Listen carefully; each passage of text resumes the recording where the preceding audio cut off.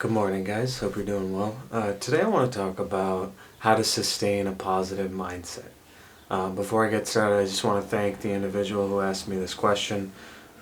Really good question, and thank you for helping me come up with a vlog topic. I really appreciate it. So when I hear this question, the first thing I think about is your health variables. Things like sleep, diet, exercise. For me, if your lifestyle factors aren't good, it's hard to maintain a positive mindset. And the reason I say that is because the body is connected, right? The body and mind. How these lifestyle factors are doing or how you're doing with them is going to affect your mind. So obviously I would say do your own research, but I think scientists generally would agree. For example, most humans need 7 to 9 hours of sleep. It's better to eat whole foods rather than processed foods. It's better to, try and exercise at least 4 times a week, if you can. I think you might be surprised that I'm going to lifestyle factors first. But like I said, I think the way that you need to look at it is compare your brain when you've had a good 8 hours of sleep versus when you've had a rushed 4 hours of sleep. I think usually for most people they'd say they're more tired, more anxious, more likely to get cranky. Tasks might take a little longer in terms of because executive functioning is not at its highest level. When you're on 4 hours compared to 8. Now I know that's like sort of an extreme example, but I think it's an important one to highlight my point, right? And for me, I think at all times we need to reflect on these lifestyle variables and weekly evaluate how are you doing with these factors, from a scale of 1 to 10, just rate your week. The second thing I would say is who are the people around you? In terms of environment, are you surrounded by people that are lifting you up, that are positive, or are you surrounded by negativity and people that are draining your energy? I think your environment includes your job, your friends, your roommates. And similar to my advice with lifestyle variables, I think it's important to write down the people you spend the most time with and evaluate how uplifting are these people for me.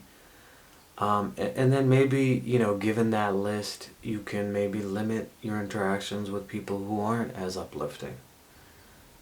The third thing I would do is look at, so those are, sort of your health variables, the people you're surrounding with. The third thing I would say is your relationship with yourself. I think so many of us are our own biggest critics. I think one of the best pieces of advice that I've learned is treating yourself like you treat your friends. I think is a big unlock. In the sense of, the way you would, support or be positive to your friend during a tough time.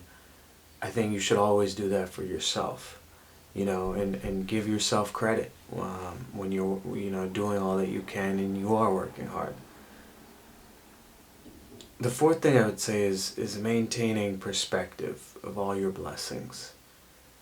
I think it's always good every, week to think about all the blessings that you do have. A roof over your head, clean water, food, some amount of money. There are a lot of different stats out there, but I think it's roughly around 1 billion people don't have access to clean water. I think maybe, that is some area, where you you look at the context of whatever 8 billion people in the world, and you look at where you're at, you're probably not in that 7 to 8 million range of the people with the toughest circumstances in terms of quality of life.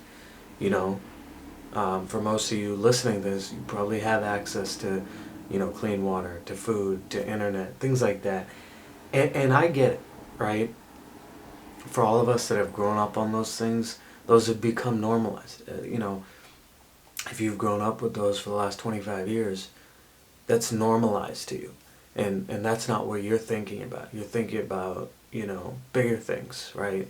You know, a fancier apartment, or buying a condo, or getting a home, or a bigger job, or a better job, whatever. I get it. You're always normalized to your situation and you want to do better than your situation.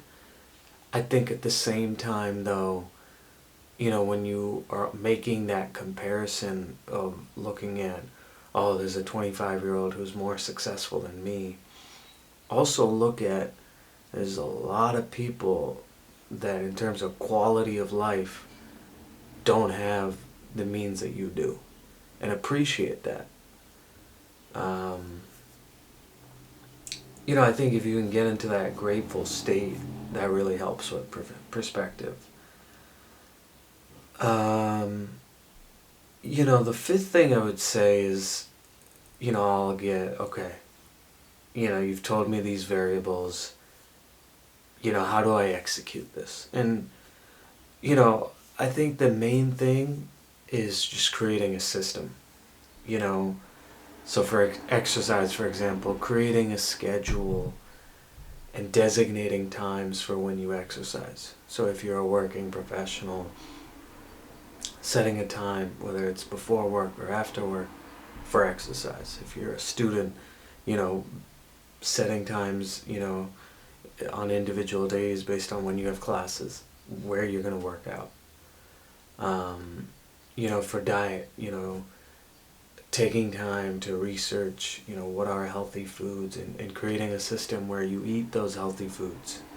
For sleep, maybe include having an alarm to remind you to go to bed, And I think the main thing with this, creating systems is, it's like creating habits. And habits, as scientists generally say, can take anywhere from 30 to 60 days to, kind of become more ingrained.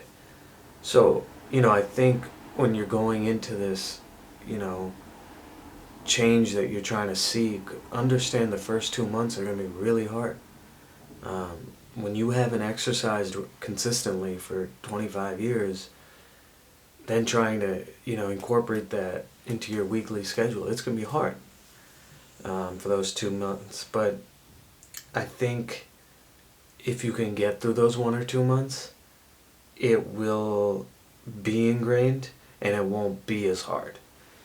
And I think the other thing is, understand it takes time and practice, right? It's not like the instant you say, I'm going to have a better relationship with myself, that you have one. It takes time and practicing, when you get into those headspaces of criticizing yourself, like I said, like if you do for the next 30 days, if every time you get into that mindset, you then think of, you think of, what your friend would say to you in that situation, and you become more positive about it.